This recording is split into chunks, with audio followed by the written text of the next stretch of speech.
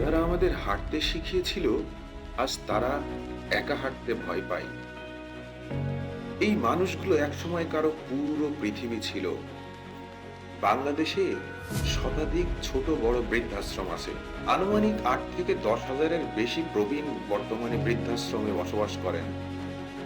বেশিরভাগই সন্তান বিদেশে বা আলাদা সংসারে অর্থনৈতিকভাবে অসহায় অথবা পরিবারের কাছে বোঝা হয়ে গেছেন। আচ্ছা, তারা কেমন থাকে? ছোট ঘর, সাধারণ খাবার, নিয়মিত ওষুধ, কিন্তু ভালোবাসার অভাব।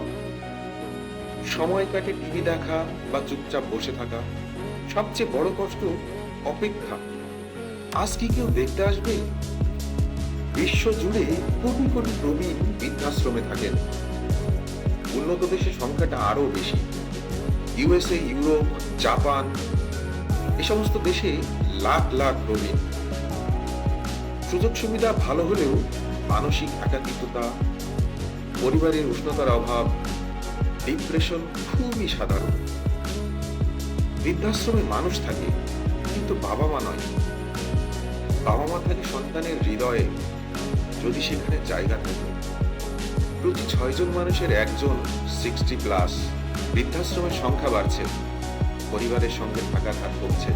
বৃদ্ধাশ্রম খারাপ নয়, খারাপ হলো যখন বাবা মায়ের শেষ ঠিকানা হয় এটা। একদিন আমরাও বুড়ো হব, আমরা কেউই জানি না আমাদের জায়গা হবে কোথায়।